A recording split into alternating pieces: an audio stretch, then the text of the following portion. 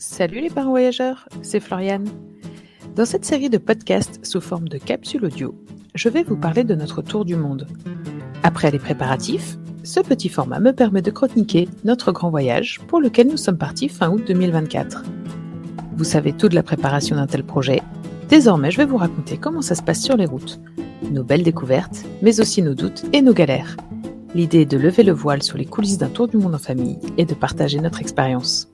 Venez, je vous emmène. Salut les parents voyageurs, j'espère que vous allez bien. Alors dans cette capsule, je vous propose un petit bilan de l'Océanie. La semaine dernière, je vous ai fait un petit point budget, donc à mi-parcours, et puis j'étais partie pour enregistrer cette partie sur l'Océanie dans la foulée, mais ça allait faire un petit peu trop long.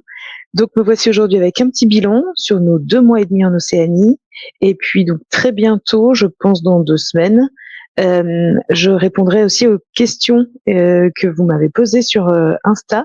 Il y a quelques sujets qui m'ont été soufflés et je les trouve excellents, mais je pense que ça va faire trop long. Donc aujourd'hui, je vous emmène en Océanie.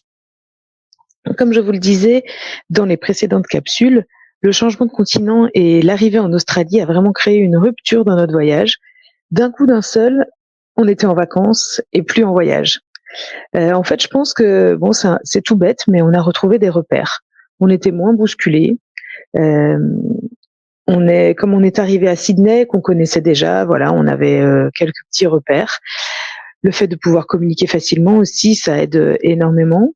Et puis, ce qui a ajouté grandement au sentiment de vacances, c'est le fait de ne plus devoir défaire et refaire les sacs et ne plus devoir chercher d'hôtel.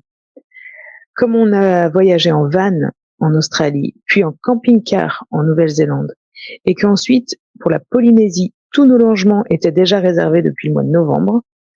Du coup, Ludo, qui s'occupe de toute cette logistique de hôtel, était vraiment en vacances pour le coup. Moi, de ne plus refaire les sacs, parce que ça, c'est moi qui m'occupe de cette logistique plutôt, ça m'a aussi pas mal soulagée finalement. On n'a pas l'impression que ça pèse comme ça tous les jours. Et puis quand on le fait plus, ça fait du bien, on gagne du temps quoi. Et puis donc pour encore plus soulager Ludo, c'est moi qui étais chargée de trouver les spots où dormir quand on était en van ou en camping-car. Comme c'est lui qui conduisait, du coup pendant qu'il faisait ça, je prenais quelques minutes chaque jour pour trouver ça quand on était sur la route. Je dis quelques minutes parce que oui, c'était vraiment pas beaucoup plus en fait. Avec les applis Campermate, Park4Night, essentiellement sur les 2 pays. Il y en a d'autres, mais nous, c'est vraiment les 2 pays, c'est ces 2-là qu'on a utilisés. Eh bien, on trouvait très facilement où nous arrêter. Il y a autre chose aussi en Australie qui nous a beaucoup reposé l'esprit. C'était le guide que nous avait préparé Elodie pour tout notre itinéraire. Elodie, vous la connaissez, je vous en ai déjà parlé plusieurs fois et on a plusieurs épisodes de podcast avec elle. C'est une Française installée en Australie depuis près de 15 ans avec sa famille et depuis le Covid, ils sont nomades ou plutôt semi-nomades désormais. Et surtout, depuis 1 ou 2 ans maintenant, je pense, elle est devenue agent de voyage. Elle est spécialiste de l'Australie et de la Nouvelle-Zélande. Donc, si vous prévoyez prochainement un voyage là-bas, eh bien, contactez-la de ma part. Sur les réseaux, elle s'appelle Frosty Van Life ou Travel for Good.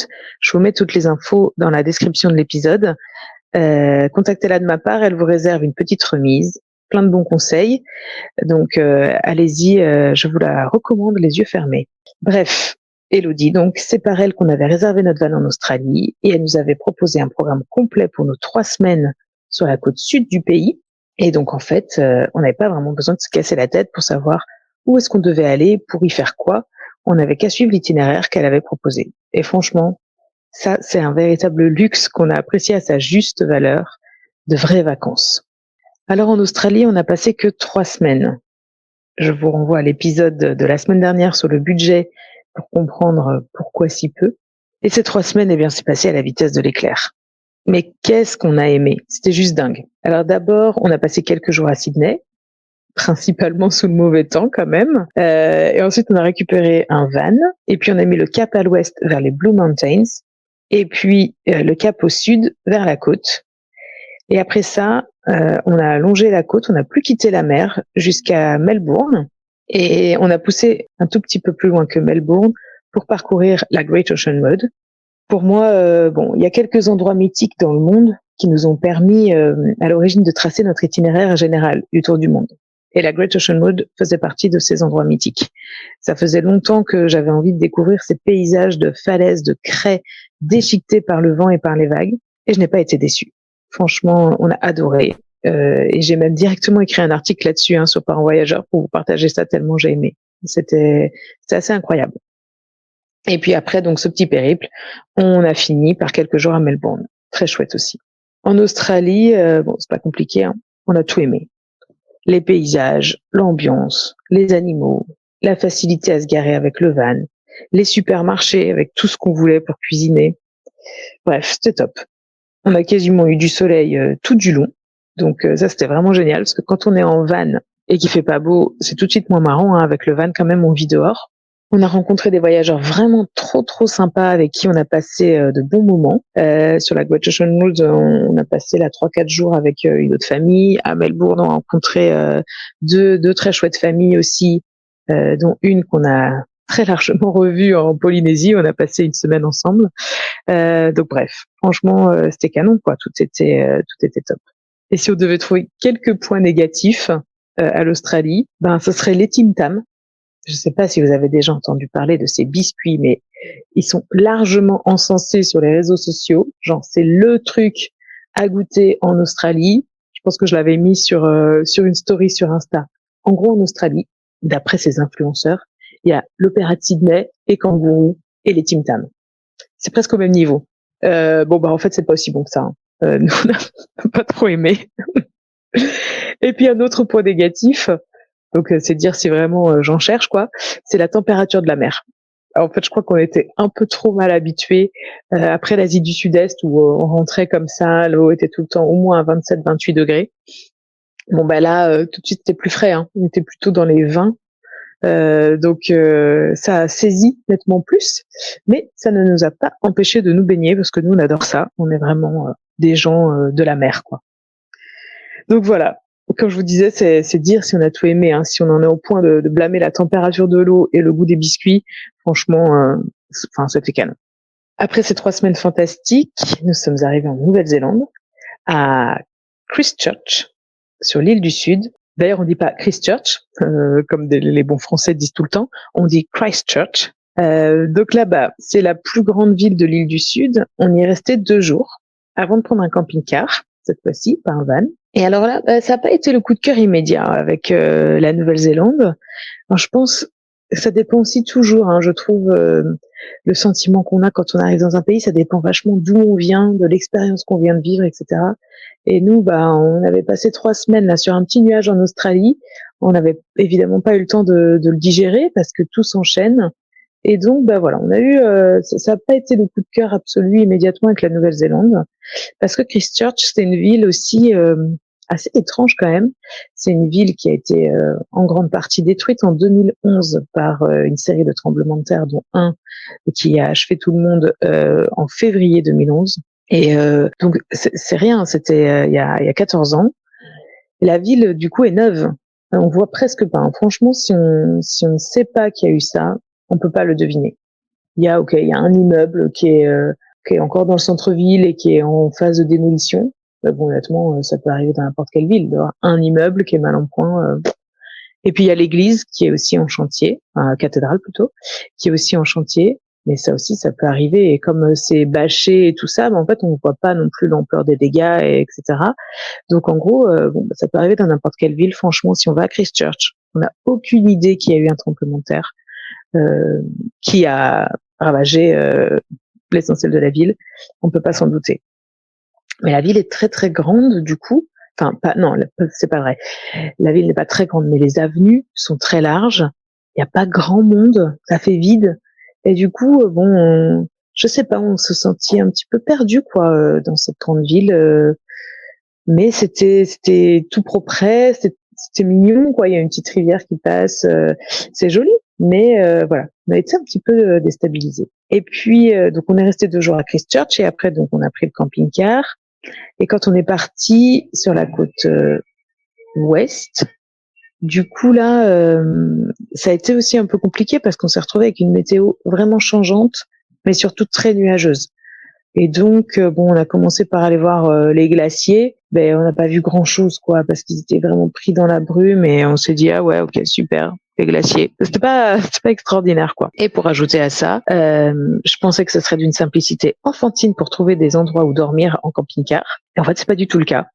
Surtout sur l'île du Sud, c'est pas simple. Et surtout d'ailleurs vers les glaciers où on était là, les 2 glaciers Fox et Franz Joseph. C'est par là qu'on a commencé. Et j'ai trouvé que c'était par là que c'était le plus difficile de trouver des spots où dormir. Donc ben voilà, les premiers jours, on n'était pas trop dans le coup en Nouvelle-Zélande. Alors par contre, les enfants, eux, ils étaient au taquet, tellement heureux d'avoir autant d'espace dans le camping-car.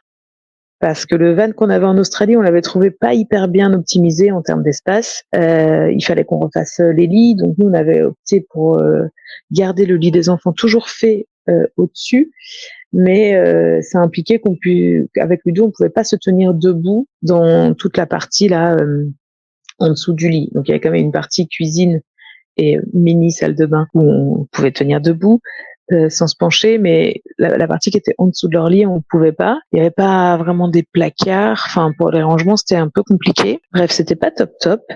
Et donc, quand on a récupéré le camping-car, 7,50 m de long, je sais plus en hauteur, 3,50 m ou un truc comme ça. Enfin bref, c'était un palace. Pour les garçons, c'était Noël, quoi. Ils étaient comme des dingues. C'était top. On a retrouvé vraiment de l'espace. Incroyable. D'ailleurs, si ça vous intéresse vraiment ce sujet van et camping-car, sur mon compte Insta perso, donc nous 4 et le monde, j'ai fait des petites vidéos. Enfin, on a fait parce que Ludo a très largement participé. On a fait des petites vidéos pour vous montrer l'intérieur. Comme ça, vous pouvez voir et vous rendre compte. Et donc, après quelques jours là, un peu mitigés, ouais, je dirais 3-4 jours, un peu mitigés en Nouvelle-Zélande, on a retrouvé le soleil. Donc là, ça change tout. Et on a retrouvé des amis qu'on avait déjà rencontré plusieurs fois pendant le voyage. Et bon, cela, c'est notre fil rouge du voyage. Et on est trop content en plus parce qu'on sait qu'on va se revoir bientôt. On a passé 3 jours avec eux. Et donc, c'était top. Vraiment, ça nous a fait énormément de bien. Et à partir de là, vraiment, on a commencé à kiffer la Nouvelle-Zélande. Tout s'est enchaîné et c'est allé crescendo. Parce que les paysages de l'île du Sud sont vraiment spectaculaires. C'est grandiose. L'île du Sud de Nouvelle-Zélande, c'est 7 habitants au kilomètre carré. Donc, il y a on était en pleine saison, hein. Il y a beaucoup de touristes, beaucoup de vannes et de camping-cars qui circulent. Mais en fait, on se retrouve ensemble vraiment sur les spots où dormir. Mais sinon, dès qu'on prend la route, on se dit, mais ils sont où les gens? Et on est seul au monde, quoi, dans des paysages qui sont vraiment très grands, qui sont montagneux. Il y a des lacs partout. Enfin, c'est assez fou, quoi. C'est spectaculaire vraiment de ce point de vue-là. Alors, je dois aussi quand même vous avouer qu'on a eu un tout petit moment de flottement, peut-être un petit peu plus les enfants que nous d'ailleurs, quand on a réalisé que la Nouvelle-Zélande, ce serait vraiment beaucoup de kilomètres à parcourir pour juste voir des paysages et faire des randonnées. Bon, je mets juste entre guillemets. Mais bon, nous, on n'est pas vraiment une famille de marcheurs. Nos enfants encore moins. Ils prennent pas énormément de plaisir à juste marcher et aller voir des paysages. Donc l'île du Sud, bon, c'était quand même pas gagné d'avance pour nous. Mais finalement, le fait d'avoir quand même passé du temps avec des amis, ça change tout pour les garçons aussi évidemment. Et on a tous vraiment beaucoup aimé. Et en fait, c'était complètement dingue. Et on a marché, on a fait des randos, et on a fait des kilomètres juste pour voir des paysages, mais ils étaient fous. Donc c'était calme. Après 2 semaines sur l'île du Sud, on a traversé vers l'île du Nord.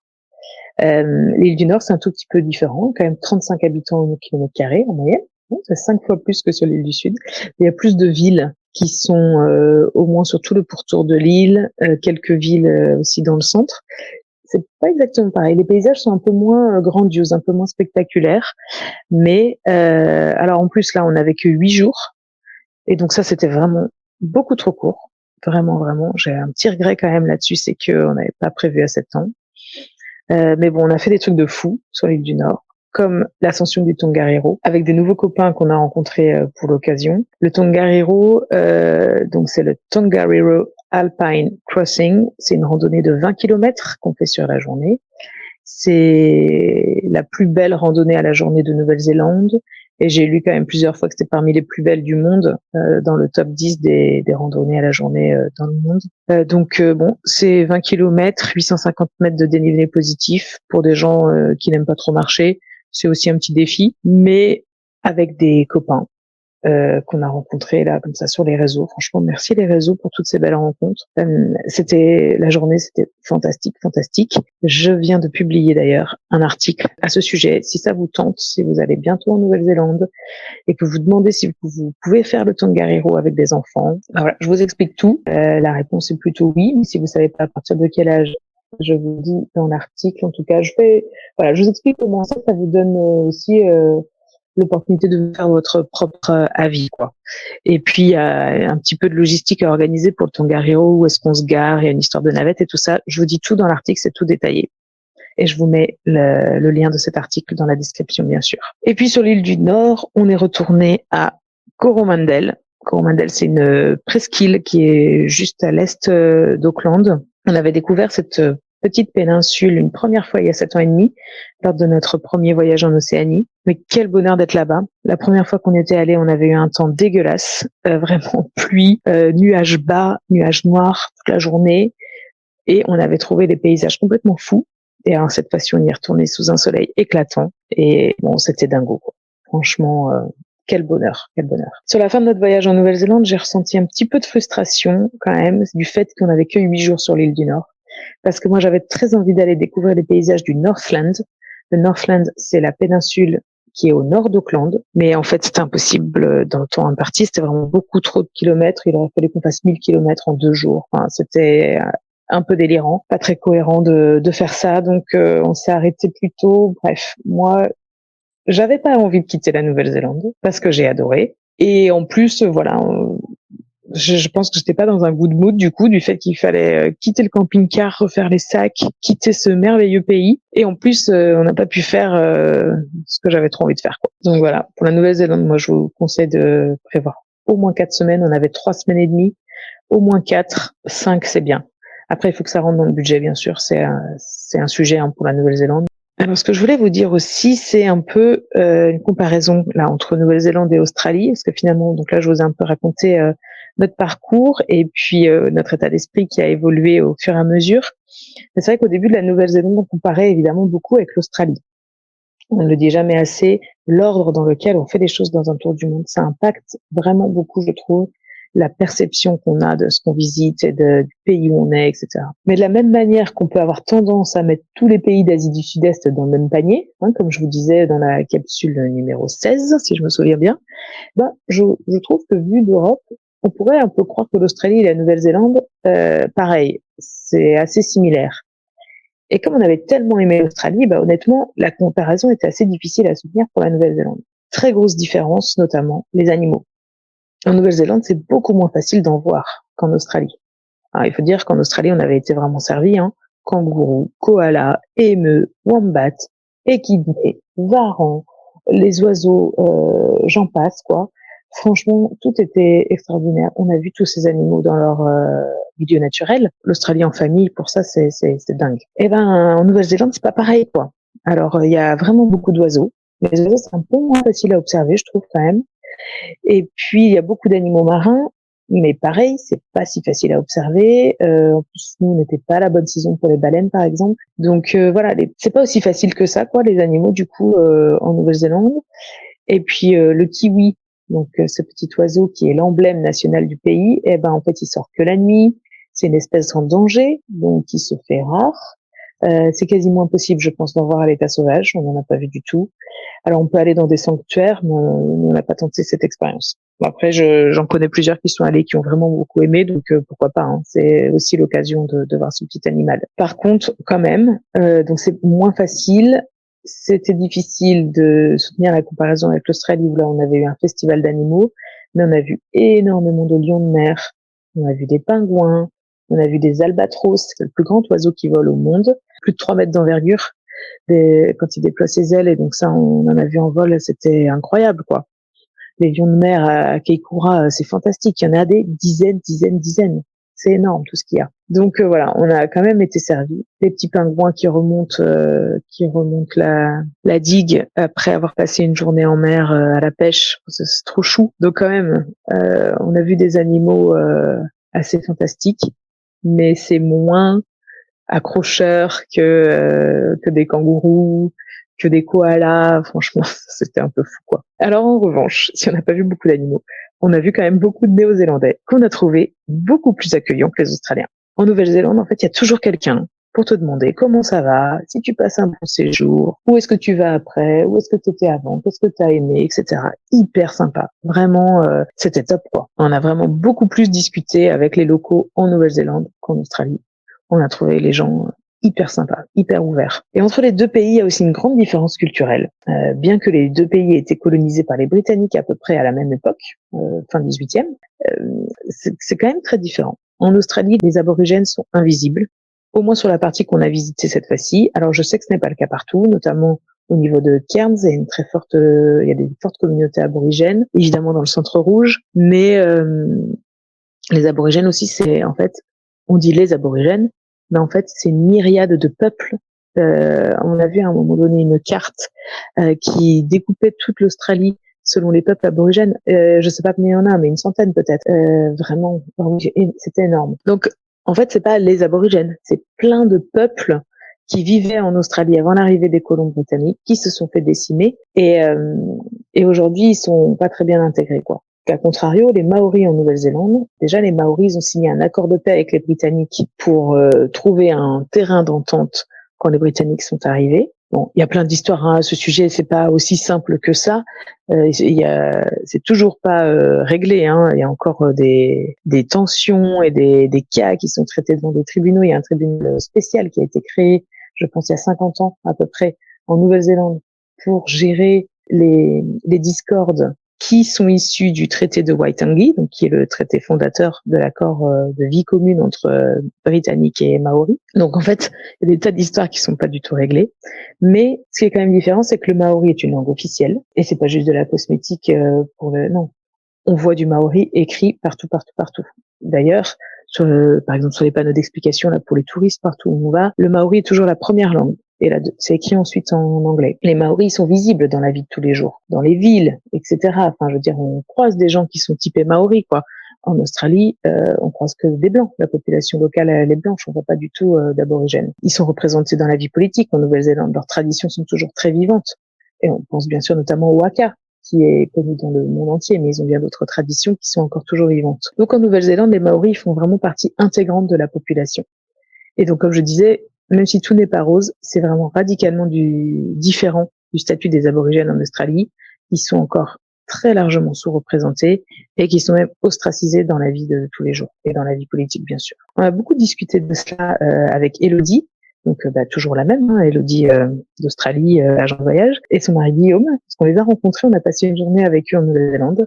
Et donc eux, ça fait 15 ans qu'ils vivent en Australie, ils sont devenus australiens maintenant, donc c'est hyper intéressant d'avoir leur point de vue aussi là-dessus, d'Australiens, aussi de Français, mais de Français qui connaissent très bien l'Australie, quoi. Vraiment, c'était très très intéressant. Et donc ça a confirmé notre sentiment. On se disait, vu d'extérieur, c'est quand même pas pareil.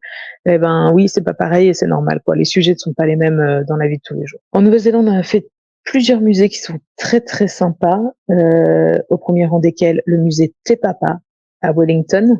Et j'en parle ici parce qu'en fait, ça nous a permis d'apprendre pas mal de choses sur l'histoire des Maoris, qui sont en fait des Polynésiens. Et la transition parfaite, la boucle est bouclée.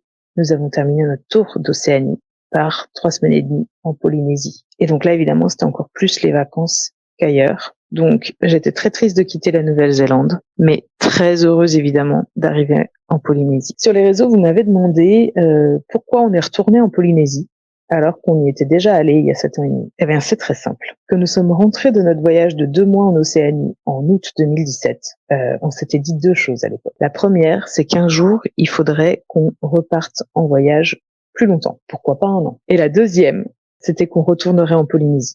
C'était une évidence pour nous que la Polynésie serait sur l'itinéraire de notre tour du monde. On s'y était senti tellement bien la première fois, avec nos 2 petits bonhommes, hein, ils avaient 2 ans et 4 ans à l'époque. Donc Alexis, lui qui avait 4 ans, il se souvient de quelques petites choses, mais Adrien, lui, se souvient de rien du tout de l'époque. Donc pour lui, tout était neuf, quoi. C'était merveilleux. Et puis bon, aussi la Polynésie, c'est 5 archipels, 118 îles réparties sur un territoire qui est à peu près grand comme l'Europe. Donc autant dire qu'en 15 jours la première fois, on n'avait rien vu du tout, quoi. Presque rien. Donc il fallait qu'on y retourne. Alors évidemment, j'attendais beaucoup de ce deuxième séjour en Polynésie. C'est toujours un peu risqué quand on a tellement aimé un endroit d'y retourner. Mais en fait, quelle chance inouïe d'avoir l'opportunité d'y retourner. Alors, je sais que c'est pas de la chance, qu'on a fait ce qu'il fallait pour que ça arrive, mais quand même, en fait, si, c'est une chance inouïe. Vraiment, j'ai beaucoup de gratitude de pouvoir vivre tout ça et d'avoir pu retourner en Polynésie. Le projet au départ, c'était d'aller visiter 2 archipels plus lointains, les Marquises et les Gambiers. Mais vu les prix astronomiques des billets d'avion, on a finalement renoncé à ce projet. J'étais pas tentée non plus pour faire une croisière pour aller jusqu'aux Marquises. Ça prend 2 semaines à peu près, ou 10 jours. Voilà, on n'était pas spécialement tentés. Donc finalement, on a renoncé au projet des Marquises et des Gambiers. Peut-être lors de notre prochain séjour. Mais en tout cas, pour cette fois-ci, il nous fallait être un petit peu plus raisonnable. Donc on a opté pour un mix entre les îles de la Société. Donc les îles de la Société, c'est l'archipel où on trouve Tahiti et les îles les plus connues telles que Bora Bora, et les atolls des Tuamotu. C'est 2 ambiances assez différentes, puisque dans les îles de la Société, le lagon s'organise autour d'une montagne centrale, une ou plusieurs, alors que les atolls sont des bancs de sable, des bancs de terre, de sable, qui sont autour d'une montagne, mais la montagne s'est effondrée. Et donc en fait, le lagon est à l'intérieur, autour d'un cercle. Le cercle en général n'est pas fermé, parce qu'il y a pas mal de passages de bancs de sable qui sont enfouis également. Et donc il n'y a rien à l'horizon. Il n'y a rien à l'horizon et les nuages ne s'accrochent sur rien. C'est vraiment, on a l'impression d'être perdu au milieu de l'océan, c'est assez fou. Donc on a commencé par les îles de la Société, Wainé, Mopiti, Bora Bora, et on a fait aussi un petit stop rapide à Raiatea. Et au Tuamotu, on a visité Rangiroa et Fakarava. Et puis on a terminé ce beau périple par 2 jours à Tahiti. Alors on a essayé à chaque fois de faire des choses qu'on ne connaissait pas, mais on a été contraint de retourner à Bora Bora. Mince, quel dommage. En fait, je dis ça parce que des fois je m'entends parler, je me dis on a exagéré, mince, on a été obligé de retourner à Bora Bora. Mais à la base, c'était pas prévu quand même dans l'idée première, mais à cause des rotations d'avions de Air Tahiti, voilà, on était contraint de s'y arrêter. Je crois que je vous en avais déjà un petit peu parlé dans une capsule, mais je suis pas très sûre. Mais en tout cas, quand on veut créer un itinéraire en Polynésie, c'est vraiment un casse-tête de le faire en fonction des transports. Donc, pour la faire simple, sur les îles de la Société, il y a 2 modes de transport. Il y a Air Tahiti, donc les avions, et puis le bateau qui s'appelle l'Apetahi et qui fait des rotations entre Tahiti. Il s'arrête en chemin sur plusieurs îles, il va jusqu'à Mopiti qui est la plus éloignée, et puis après il revient dans l'autre sens, donc il s'arrête à plusieurs îles et puis il rejoint Tahiti en une traite. Et sauf que bon, évidemment, il n'y a pas des bateaux tous les jours, il n'y a pas des avions tous les jours, donc quand on veut créer un itinéraire, qu'on veut choisir le nombre de jours qu'on passe sur telle ou telle île, il faut le faire avec des contraintes fortes de transport. Franchement, les infos de Air Tahiti, il y a des passes inter-îles, c'est pas hyper simple. Et donc, à l'époque, quand on a réservé nos billets, ou quand en tout cas, j'ai fini par comprendre comment ça marchait, je vous avais écrit un article sur le blog. Je vous mets le lien en description. Si vous pensez bientôt aller en Polynésie, lisez cet article. Ça va vous économiser, je pense, quelques heures de recherche et quelques cheveux blancs. Alors, je voudrais pas avoir l'air de cracher dans la soupe, mais clairement, on a été déçus par Bora Bora. C'est tellement plus construit qu'il y a 7 ans, tellement plus cher aussi en termes d'activité. La circulation qu'il y a sur la route qui fait le tour de l'île, c'est juste un truc de fou. Il y a parfois des embouteillages à Bora Bora. C'est un truc de malade. Alors nous, on y a passé 2 jours avec des amis, donc ceux qu'on avait rencontrés à Melbourne et avec qui on a passé 1 semaine en Polynésie parce que on avait réservé les mêmes billets d'avion. À Mopiti, on s'est retrouvé une pension. Ils étaient juste en face de nous, quoi. Donc on a fait plein de choses avec eux. C'était vraiment canon. Et donc là, les 2 jours à Bora, c'était avec eux. C'était top. Mais en vrai, je conseille pas trop finalement. Si vous n'êtes pas obligé d'y aller pour des raisons de transport ou je ne sais quoi, franchement, ne prenez pas 4-5 jours pour rester à Bora Bora. 2 jours, c'est bien, quoi. Parce que le lagon reste exceptionnel. Le lagon de Bora, ouais. Mais c'est tout hyper cher. La plage de Matira qui était tellement belle, maintenant il y a des digues, c'est vachement construit et il y a presque plus de plage. Franchement, ça a été quand même une déception. Je conseille pas trop Bora Bora. Par contre, je conseille 1000 fois les autres îles. Donc Mopiti, ça a été un véritable coup de cœur. Wainé, fantastique. Raiatea, on a fait juste un petit stop pour une rando. C'était un stop d'opportunité, aussi à cause des transports. restez plus longtemps à Raiatea, c'est génial, il y a plein de choses à faire. On avait fait il y a 7 ans et demi, c'est pour ça qu'on n'est pas retourné. Au moment où j'enregistre cette capsule, j'ai pas fini de partager notre séjour en Polynésie sur Insta, mais vraiment, je vous invite à aller faire le plein de belles images de lagons. Donc notre compte, c'est toujours Nous 4 et le monde, en toutes lettres, avec un point entre les mots. Tout est en story à la une. Et bien sûr, il y aura très bientôt des articles et des publications sur Parents Voyageurs. C'était absolument fantastique. Et les atolls, c'était dingue. On en a vraiment pris plein la vue. Donc voilà, je vous recommande toutes les îles qu'on a faites, sauf un petit peu Bora. Nous, on a vraiment pris le temps de se poser, de ralentir le rythme. Donc j'ai pas mal travaillé, mais on s'est vraiment beaucoup reposé, on s'est baigné, on a nagé avec des raimentas, avec des requins, des pointes noires, des requins gris, des milliers de poissons toutes les couleurs. On s'est baigné dans des eaux qui étaient toujours plus turquoises. C'était toujours plus, quoi. Juste incroyable. On a gravi 2 montagnes pour aller voir des panoramas sublimes, parce qu'en fait, on est presque devenus des randonneurs, quoi. Mais vraiment, c'était presque irréel tellement c'était beau, quoi. On a mangé des kilos de poissons crus au lait de coco. Mais quel délice. L'ambiance sur ces îles, vraiment, est toujours aussi fantastique. Quand on se balade, il y a tout le monde qui te sourit, qui te dit bonjour, comme si tu avais toujours vécu là.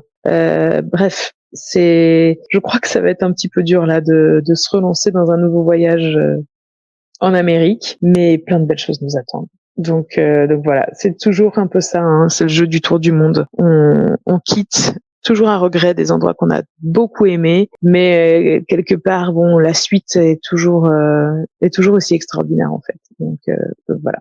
Comme je vous le disais en intro, dans la prochaine capsule, je vous parlerai des quelques sujets qui m'ont été transmis par certains d'entre vous. Merci beaucoup d'ailleurs, parce que je n'y aurais pas spontanément pensé. Je voulais coupler aussi ces sujets avec cette capsule-là, mais bon, voilà. Il semblerait que je sois un petit peu trop bavarde. J'espère en tout cas pour aujourd'hui que je vous ai fait voyager vraiment en Océanie et que ça vous a plu. Et voilà, restez connectés pour ne pas manquer le prochain épisode. Je vous dis à bientôt. Ciao.